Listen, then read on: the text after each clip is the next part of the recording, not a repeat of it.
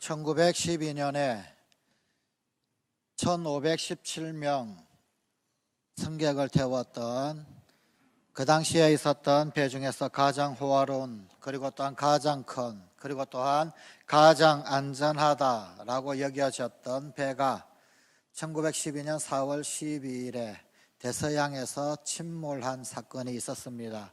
그 유명한 타이타닉호 사건입니다.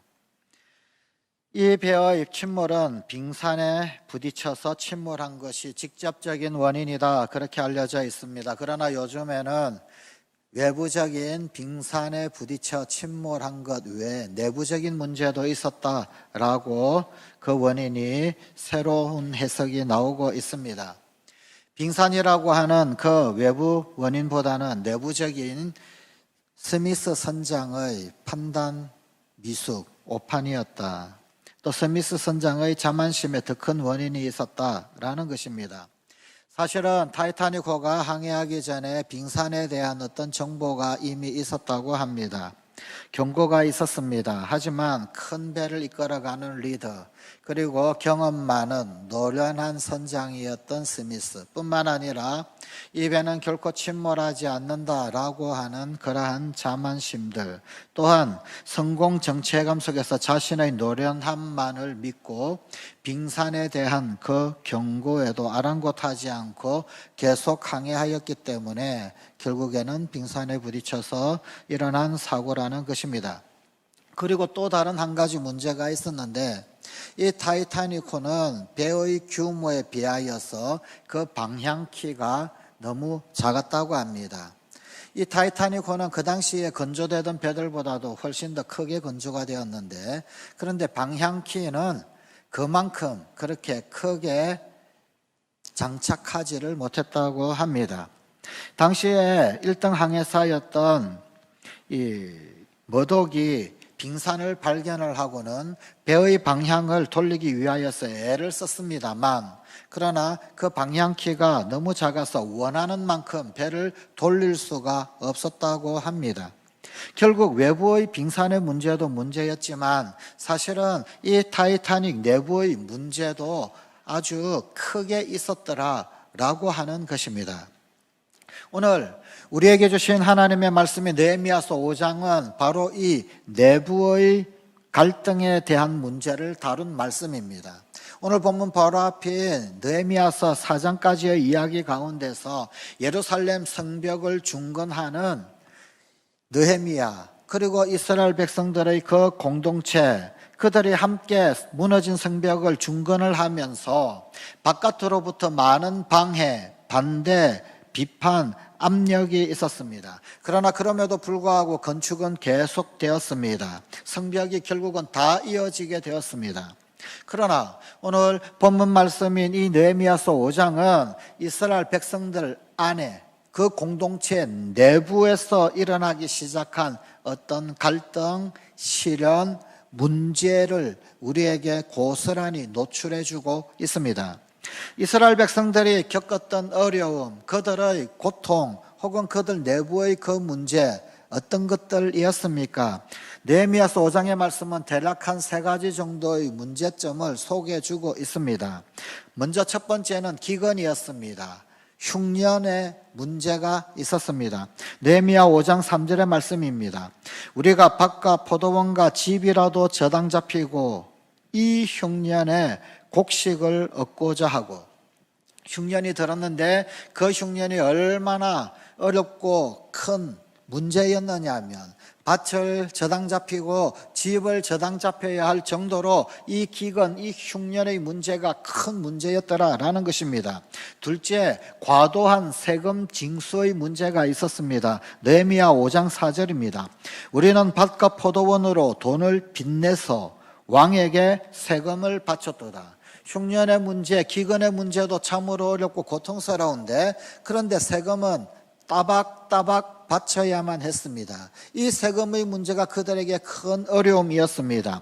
그리고 세 번째는 과도한 이자놀이 때문에 심지어 자식들을 종으로 팔아야 할 그런 지경까지 되고 말았습니다. 느헤미야서 5장 5절입니다. 이제 우리 자녀를 종으로 파는도다. 우리 딸 중에 벌써 종된 자가 있고 우리의 밭과 포도원은 이미 남의 것이 되었으나. 기근이 들었습니다. 큰 흉년 때문에 고통스럽습니다. 큰 문제입니다.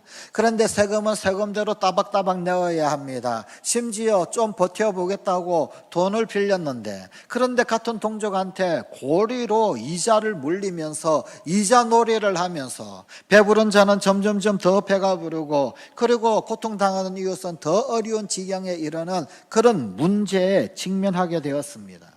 이스라엘 공동체 내부의 문제였었습니다.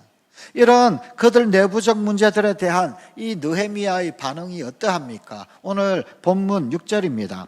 내가 백성의 부르짖음과 이런 말을 듣고 크게 노하였으나. 아니, 어쩌다가 이런 지경이 되었을까요? 이런 시대적 불안, 이런 시대적 좌절 가운데서 느헤미야가 크게 분노했습니다. 분노하지 않는 것이 오히려 이상할 것입니다. 우리가 어쩌다 이런 지경이 되었는가? 성경은 분노 그 자체가 곧 죄이다 라면서 정죄하지는 않습니다. 그러나 분노를 통제하지 못하면, 분노가 지속되어져서 그 분노에 함몰되면 이게 죄로 이어질 수 있다, 죄가 될 수 있다라고 가르칩니다. 그래서 성경은 분노가 죄로 이어지지 말게 하라고 그렇게 가르칩니다. 에베소서 4장 26절의 말씀입니다. 분을 내어도 죄를 짓지 말며, 그 분노가 죄로 연결되게 하지 말라는 것입니다. 해가 지도록 분을 품지 말고. 느헤미야는 사실 거룩한 분노, 의로운 분노를 하고 있었던 것입니다. 그러나 중요한 것은 분노만 해서는 안 된다라는 것입니다. 그 분노 가운데 함몰되고 그 분노 가운데 스스로 자기 자신이 빠져서 그 분노의 구렁텅이에서 허우적대고 나오지 못하면 안 되더라는 것입니다. 죄로 이어져서는 안 됩니다. 그러면 이 문제를 어떻게 해결할까요? 의로운 분노를 일으킨 그 내부의 문제를 어떻게 해결하면 좋겠습니까? 첫째로 느헤미야, 그는 깊이 생각을 했습니다. 본문 7절입니다. 깊이 생각하고. 그 생각은 피상적인 생각이 아니었습니다. 아주 진지한 고민과 생각이었습니다. 이 부분을 우리가 이전에 사용하고 있었던 개역 한글 성경은 이렇게 번역합니다. 중심에 계획하고. 조금 어렵지요. 깊이 생각하고 혹은 중심에 계획하고. 히브리어 원어의 뜻은 이런 뜻입니다. 자기의 생각 속에서 자기 자신과 의논했다. 즉 자기 마음과 의논했다라는 말입니다. 분노가 감정이라고 한다면 지금 이 단계는 생각하는 단계, 사고하는 단계, 감정적 영역에서 이성적 영역으로, 생각의 영역으로 끌고 온 것입니다. 우리나라를 연구하는 사람들, 한국인들, 또 한국학에 대하여 연구하는 사람들이 공통적으로 하는 말들이 있습니다. 이 우리나라 사람들, 한국인들의 강점이자 약점이 있는데 그것이 정이라고 합니다. 이 정이 참 강점으로 작용하는 경우도 상당히 많이 있다고 합니다. 그런데 이것이 또한 너무 감정적이어서 약점으로 작용하는 경우도 많이 있다고 합니다. 물론 다른 민족들에게서도 어떤 감정, 그러한 면 보이기는 합니다만, 하지만 특히 우리 민족은 너무 감정적인 것 같습니다. 일단 감정적 반응이 먼저 우선합니다. 그리고 진지하게 생각하거나 혹은 사고하는 것은 뒷전이라고 합니다. 그래서 고 함석헌 선생 자신도 그의 저서에서 이런 점에 대하여서 생각하지 못하는 민족, 우리 스스로 우리의 약점을 꿰뚫어 보면서 생각하는 생각하지 못하는 민족이라고 스스로 고백하며 지적하기도 했습니다. 느헤미야는 분노하자 그 분노를 폭발시킨 것은 아니었습니다. 분노는 있었습니다만 그러나 자기 자신을 진정시켰습니다. 그리고 하나님 앞에서 생각하기 시작했습니다. 우리 그리스도인들에게 이 생각은 그저 주관적인 나의 생각이 아니라 하나님 앞에서 고요히 잠잠히 살펴보는 생각, 하나님의 말씀하시는 음성을 들을 수 있는 그런 조용한 생각이어야 합니다.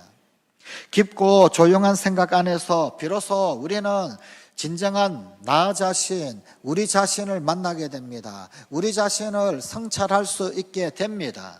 그리고 또한 진지한 그 생각 가운데서 하나님께서 우리에게 무엇이라고 말씀하시는지 하나님의 음성 또한 들을 수가 있게 됩니다. 구약 성경에 보면 엘리야 선지자가 나옵니다. 이 엘리야 선지자가 이세벨을 피하여서 하나님의 선 호렙에까지 그렇게 도망을 가는 이야기가 있습니다. 그 하나님의 선 호렙에 도달했을 때 하나님께서 엘리야를 만나서 말씀을 하여 주십니다. 그런데 그때 큰 바람이 불기도 하고 지진이 난 것처럼 땅에 진동이 있기도 하고 혹은 아니면 우르르 쾅쾅 거리는 그런 어떤 우레소리, 요동치는 소리도 있기도 하고 다 했습니다. 그런데 엘리야가 가만히 살펴보니까 그런 가운데 하나님 계시지 않더라는 거예요. 그 이후에 세밀한 소리, 세미한 조용한 음성이 있었는데 그런데 그 음성, 그 세미한 소리 가운데 하나님의 음성을 듣게 되었더라라는 것입니다. 여러분, 격정 가운데서 우르릉캉캉 진노하고 분노하고 떠들썩하고 덜썩덜썩거리는 가운데서 하나님의 음성이 들리는 것 같이요.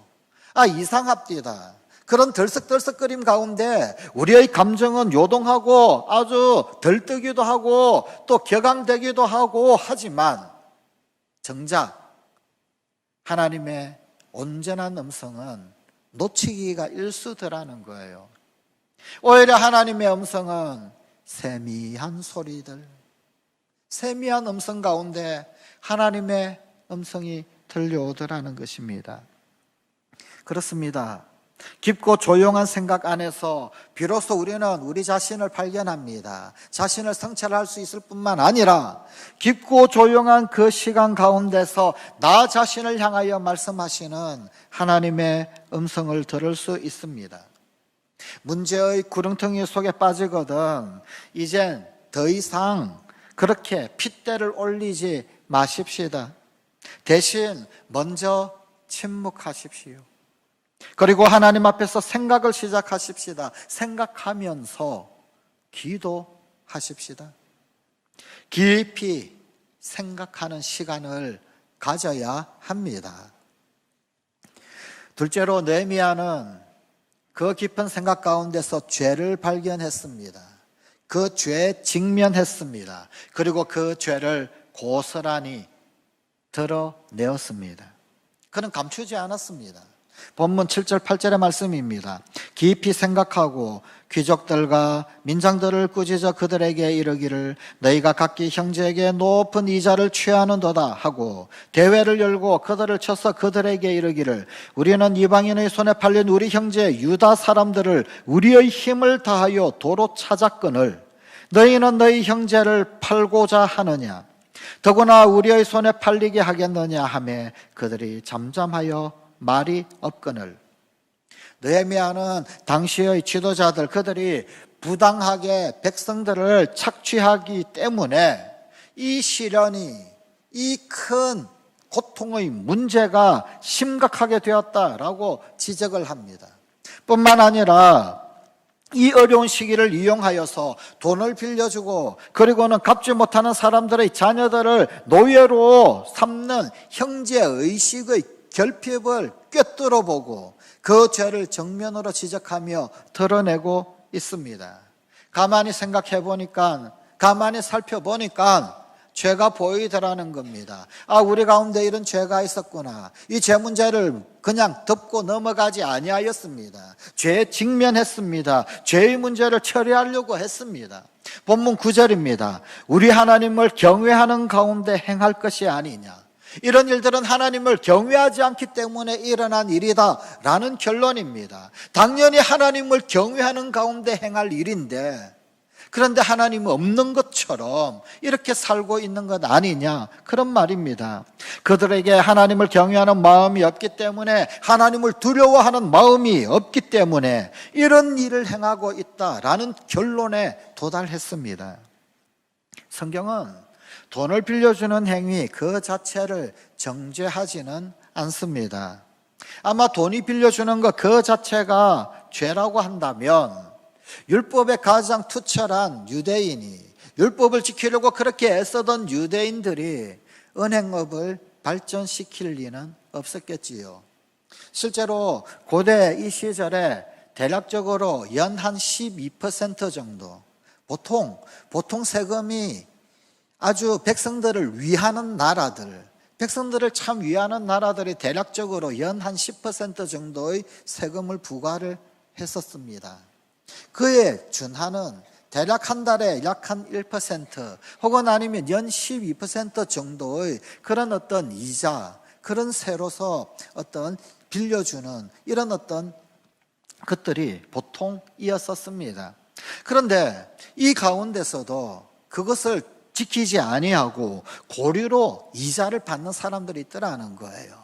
돈이 궁한 때는 돈의 가치가 더 많이 올라가게 되겠죠. 그러니까 더 많은 이자를 받으면서, 그러면서 오히려 착취를 하는 그런 사람들이 있더라는 겁니다. 그것을 발견을 했습니다. 그리고는 그 죄를 고스란히 노출을 합니다. 잘못된 것이다. 우리 이제 이것 하지 말자. 이러면 안 된다. 그만하자. 성경은 돈을 빌려주는 행위 자체를 정죄하지는 않습니다. 성경은 돈 빌려주는 것이 아니라 고이율의 이자를 부과하면서 어려운 이웃을 더 어렵게 만드는 것, 그것이 죄라고 가르치고 있습니다. 돈을 빌려주는 것, 그것은 어려운 사람에게 도움이 되는 것이어야 합니다.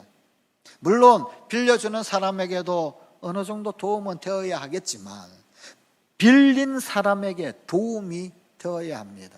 그런데 빌린 사람이 오히려 쇠사슬에 묶여버리게 되어지는, 심지어 자기 자신을 팔아야 하게 되어지는 파괴 파멸의 결과가 나타나게 되는 것, 그것이 죄라고 가르치는 것입니다. 느헤미야가 지적한 것은 바로 이 문제입니다.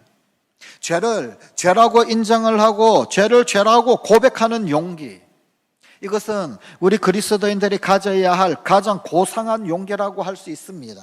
그리스도인들도 잘못할 수 있습니다. 그리스도인들이 바르기만 합니까? 의롭기만 합니까? 정의롭기만 합니까? 결코 그렇지 못합니다. 우리는 죄인입니다. 죄로부터 자유롭지 못합니다. 조금 흉내 내는 것 불가합니다. 누가 의롭습니까? 우리도 잘못하고 우리도 실수할 수 있습니다. 그러나 더욱 중요한 것은 잘못을 잘못으로 인정하는 용기입니다. 우리는 용서 구하는 것, 그것 약자의 미덕이라고 오해를 합니다. 약한 자니까 용서를 청하는 것이지.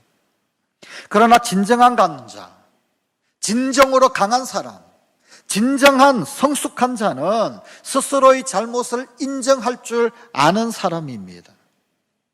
모든 고난이 죄로 말미암은 것은 결코 아닙니다. 그러나 때로 어떤 고난은 죄 때문에, 죄로 말미암아 당하는 문제, 죄로 말미암아 당하는 고난 있을 수 있습니다.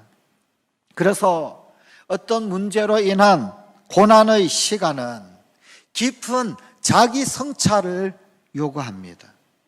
이때 주님이 우리의 죄를 지적해 주신다면 우리 죄와 직면하여서 인정하는 용기를 내어야 합니다. 그렇습니다. 잘못했습니다.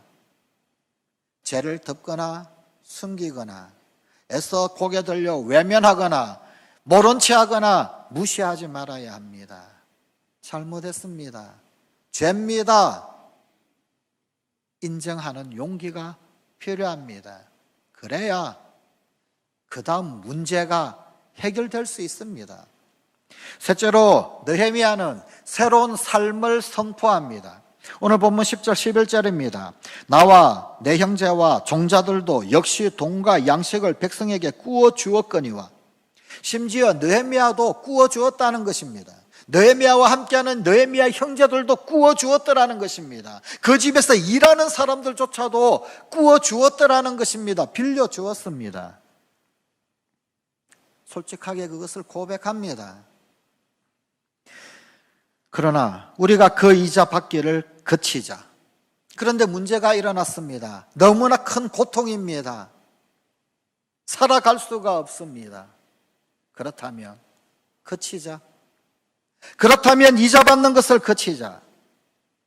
그런즉 너희는 그들에게 오늘이라도 그들의 밭과 포도원과 감나원과 집이며, 오늘이라도 몰랐으면 모르겠거니와 이제 알았다면, 이제 문제에 직면했다면, 이제 문제를 인식했다면 지금이라도 애매히 고통당하는 자가 없게 하자라는 것입니다. 너희가 구워준 돈이나 양식이나 새 포도주나 기름의 100분의 1을 돌려보내라 하였더니, 100분의 1은 한 달치의 이자입니다. 한 달치 이자라도 감해주자는 겁니다. 어려움, 그 무거움 조금이라도 덜어주자라는 것입니다. 느헤미야는 백성들에게 회개를 촉구하며 문제의 원인을 치료하고 있습니다. 회개 없이 치료도 없습니다. 흔히 회개는 어떤 애통하는 마음이라고 생각을 합니다. 그렇습니다. 회개할 때 마음이 아프기도 합니다. 그래서 눈물을 흘리기도 합니다. 그러나 눈물을 얼마만큼 흘렸는가, 그것이 회개의 기준은 결코 아닙니다. 회개란 자신이 잘못되었음을 깨달았다라고 한다면, 그것을 즉시 그만두고 변상할 수 있는 일이라면 변상하는 것, 그것이 회개, 진정한 회개입니다. 변상은 하지 않고 그저 잘못했다, 끝. 눈물 한 방울 흘리고 끝. 그것은 거짓 회개입니다. 위선입니다. 회개란 자신이 잘못되었음을 깨달았다라고 한다면 가슴 치고 통곡하는 것, 거기에서 더 나아가 잘못을 바로 잡는 것, 이제는 그만하는 것, 돌이키는 것, 그것이 회개입니다. 그저 가슴 치고 눈물 흘리는 것만이 회개는 아닙니다. 진정한 회개란 그만두고 새로운 일을 시작하는 것입니다. 특별히 고난의 시간, 역경의 시간을 지나면서 이 문제가 죄의 결과이다, 죄가 관련되어져 있는, 죄가 관련된 그런 것이다 깨달았다라고 한다면 하나님 앞에서 이제 그만, 그리고 새로운 미래의 삶을 결심해야만 합니다. 하나님, 저를 용서해 주신다면, 하나님, 우리를 용서해 주신다면, 하나님, 이 나라의 백성, 이 민족을 용서해 주신다면 이제부터는 이렇게 살겠습니다. 결단해야 합니다.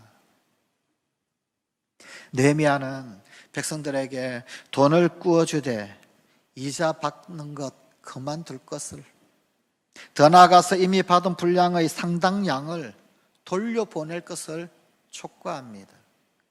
지금 다 죽게 생겼는데 그들의 고통을 모른 채 할 수 없다고 선포하고 있는 것입니다. 그러자 백성들이 어떻게 했습니까?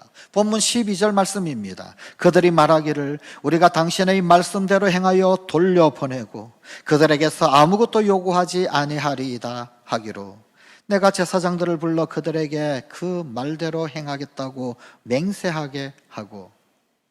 백성들은 이제 회개하고 있습니다.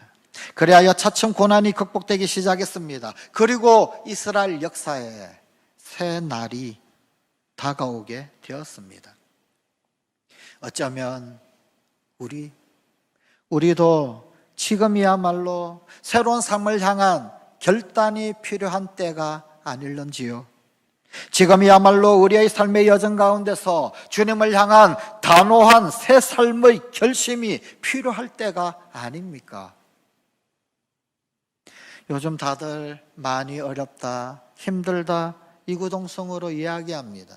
이런 이야기 듣는 것이 일상입니다. 힘들다, 어렵다, 이런 이야기 듣지 않고 지나가는 날이 없을 정도입니다.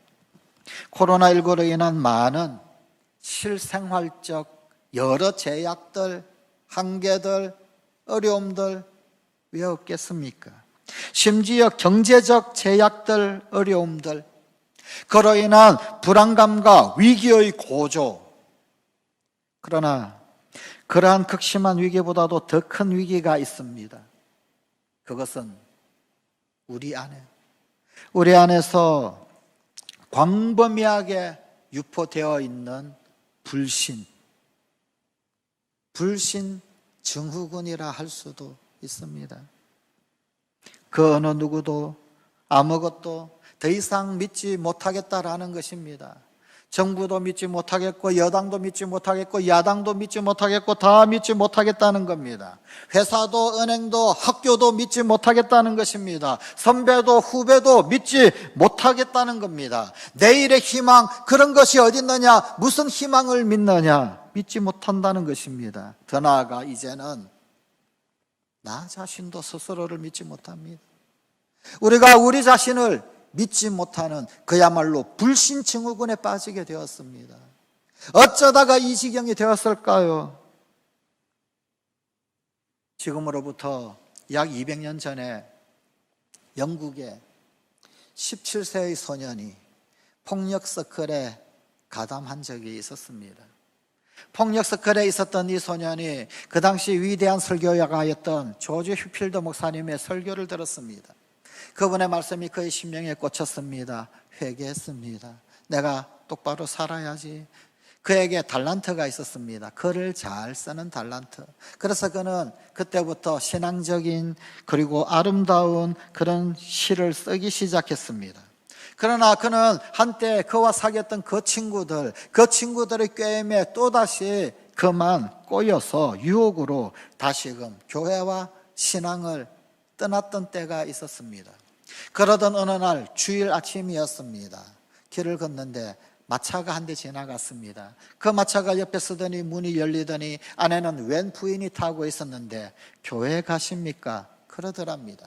얼떨결에 그만 네 하고 대답을 했습니다. 그러면 같이 가시지요. 이 마차 타십시오. 함께 가십시다. 그래서 그 마차를 타게 되었고 그 부인과 통성명을 하게 되었습니다. 통성명을 하고 난 다음에 이 부인이 깜짝 놀라면서 그 마차에 올라탄 그 청년을 향하여서 정말 아무개 씨입니까? 제가 알고 있는 그 로버트 로빈슨 씨 맞습니까? 당신이 이 시를 지었습니까? 그리고는 찬양을 부르더랍니다. 복에 그는 강림하사 찬송하게 하소서. 한량없이 자비하심 청량할 길 없도다.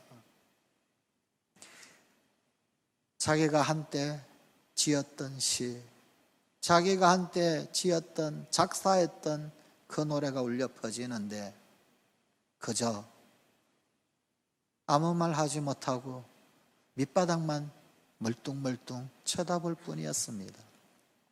그리고는 이내 고백하기를, 그런데 저는 사실 한동안 신앙을 떠나서 죄 가운데 있었습니다. 그랬더니 부인은 이렇게 말하더랍니다. 선생님이 작사하신 그 시의 3절에서 이렇게 쓰시지 않으셨나요? 주의 은혜 사설대사 나를 주께 매소서. 우리 마음은 연약하여 범죄하기 쉬우니 하나님이 받으시고 천국인을 치소서. 주의 은혜의 사슬에 선생님 자신을 매시는 방법이 있습니다. 그 은혜의 사슬에 나를 매는 방법이 있습니다. 그것은 공개적으로 결단을 하고 서원을 하는 것입니다. 그 당시에 영국 교회는 예배 가운데 공개적 서원의 시간이 있었습니다. 하나님 앞에 어떤 결심을 하고 하나님 앞에 어떤 서원을 하고 하나님 앞에 어떤 결단을 할 때 그것을 예배 공동체에서 내가 이렇게 되기를 원합니다. 서원하는 시간이 있었습니다. 바로 그것을 요청한 것입니다. 어떻습니까? 오늘 아침 교회에 가서 공개적 회개를 하고 또다시 새 삶을 결심하시지요. 그날 부인의 권유로 이 로버트 로빈슨은 주일 아침 교회에서 공개 참여를 하고 그리고 하나님 앞에 다시금 새 삶을 다짐하는 재서원을 하고 그 후 평생을 주님께 헌신하는 인생을 살았다고 합니다.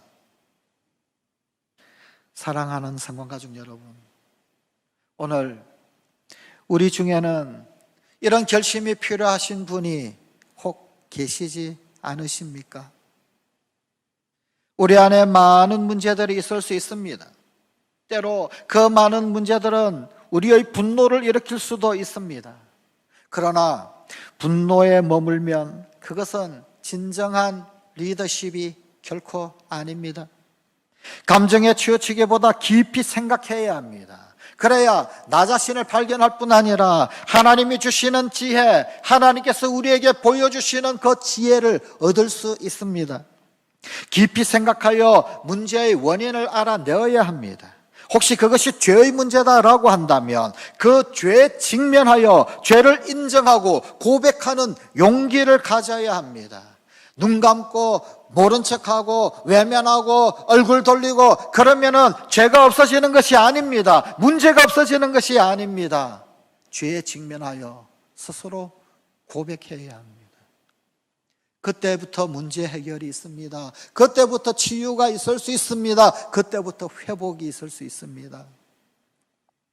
그리고 새로운 삶을 선포하며 다시금 결단해야 합니다.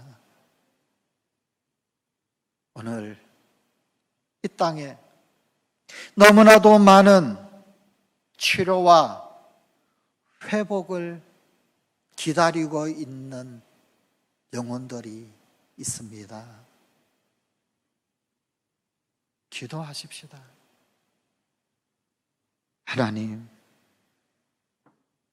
오늘 이 땅은 너무나도 많은 치료를 기다리며 너무나도 많은 회복을 기다리고 있는데 애써 외면하고 모른 척하고 아닐 것이라고 지레짐작하며 그저 겉흙에 겉흙으로 살아가는 것 이제는 중단하게 하여 주시옵소서.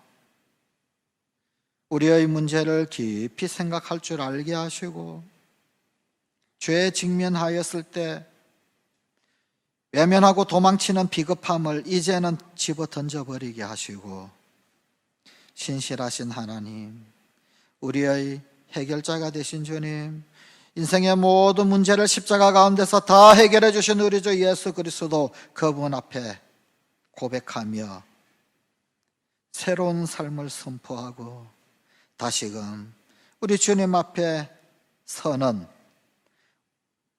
이 나라의 백성, 이 민족, 이 땅의 교회들, 특별히 우리 성관가족들이 되게 하여 주시옵소서.